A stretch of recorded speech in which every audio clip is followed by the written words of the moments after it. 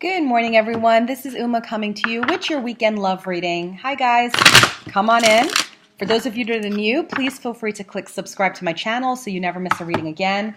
And this is a reading for people that are in relationship, separated and communicating, and separated and not communicating, because we know there's all kinds of relationships out there, okay? So we're going to do a general reading for the whole weekend and see what comes up for the different couples. All right, my beautiful timestampers, thank you so much. Go ahead and timestamp me at 33 seconds in for the couples that are in union. So if you're living together, if you're married, if you're engaged, or if you're in a relationship, this is the reading for you. Okay, so what is the Divine Masculine feeling towards Divine Feminine this weekend? Lots of things, but my eyes didn't really jump at one. There we go. We have very soon. And what is the advice for Divine Feminine this weekend? Okay, I have 4, 5, 6. I'm going to redo that one. Clearly, the cards are talking today. The angels are speaking. Advice for Divine Feminine in relationships this weekend. Gosh.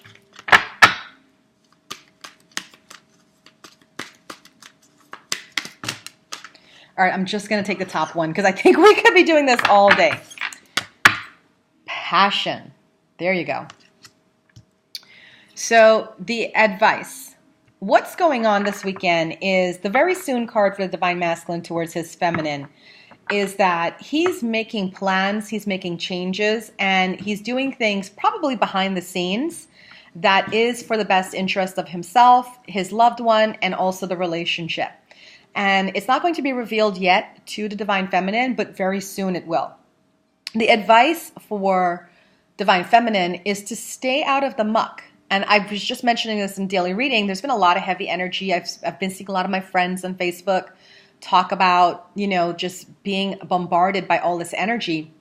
And the idea here is for the Divine Feminine to stay in her passion.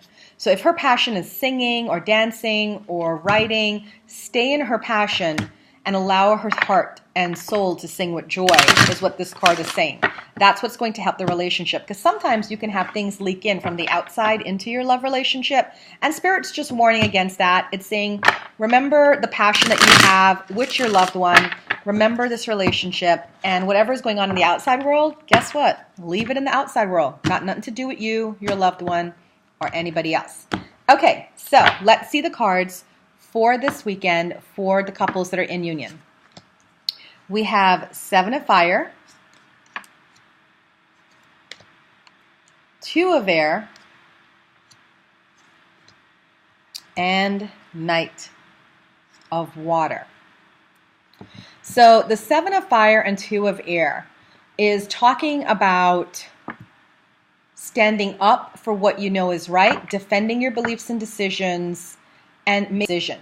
So I feel that for this couple in the outside realms, whether it's their work life or their life with their family and friends, their social life, their community life, I feel that there's some sort of distension going on.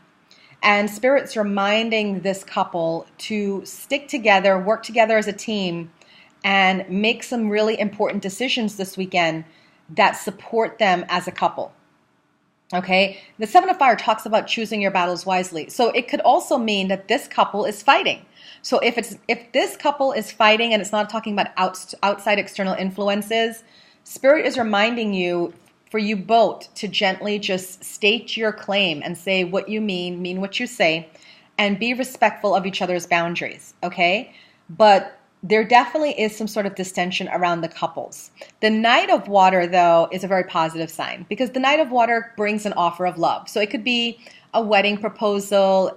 If this is in relation to a couple that is fighting, it could be that truce, that agreement that, okay, we're going to work through this, move ahead. The Knight of Water is also a reminder to balance the emotions.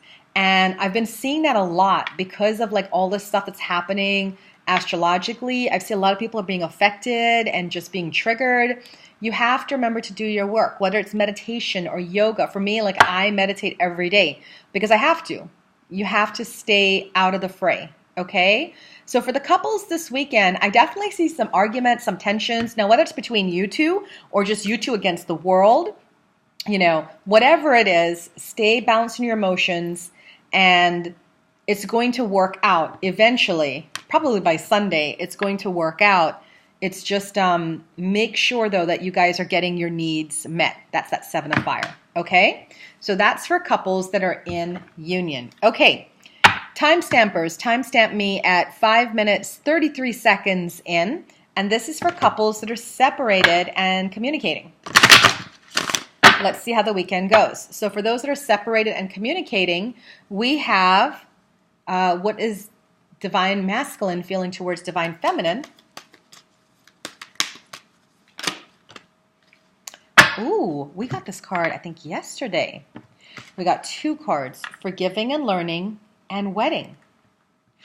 And what is the advice for divine feminine? 2 cards again. Oh, retreat and unrequited love. So what we have for the couples that are separated and communicating is the divine feminine is beginning to feel antsy. She's beginning to feel antsy, and she's wanting to, she's either wanting to pull away or she's wanting to push. She's wanting to push for more, ask for more, because that's an unrequited love feeling. Her needs aren't getting met. So she wants to push to her significant other and say, hey, I need some more, and I need you to give me attention. Now, what you need to know is that the divine masculine is not there just yet. He does feel the connection. That's why we have the wedding card, because it says this situation involves marriage. He does feel the connection, but he is still in the forgiving and learning stage where he is releasing the past, healing the past, and allowing himself to open his heart again. So divine feminines, this is a big cautionary note to you guys. If you go ahead and push, you could push him back into solitude, okay? So I would say for those of you that are separated and communicating I'm just going to pull 1 card. Yeah, renewal. There you go. For those of you that are separated and communicating, divine feminines, do not push. Accept what he is giving you. Understand that he is on the right path with you. He is seeing the future. He is coming around, but he's doing so on his own terms. And it comes down to if that's moving too slow for you and you want out and you want somebody else, that's fine. You can do that. But I'm letting you know, if you push with this person, it's going to blow up. It's going to blow up and it's not going to be good, okay? But just hang in there, because the renewal card is very positive. It's talking about moving in a new direction. And more than likely, it's going to be the direction of you guys getting back together, okay? All right, timestamp me for the last couple, those that are separated and not communicating. So you've been banned on social media, whatever it is. 808 for those that are separated, not communicating. And this is your reading. You're only going to get this deck, the Romance Angels, because there's no relationship at this point in time. So what is the advice for the divine masculines in this situation? Yep, he is in that separation mode. He is not feeling it at all. So for the divine masculines, if the divine feminines are cross-watching and you want to know what the divine masculines are feeling at this point in time, nothing. He is feeling nothing, okay? And that could be because the separation just happened and he's really in his anger, or it's been a while and he's allowing himself to move on, okay? So what is the advice for divine feminine?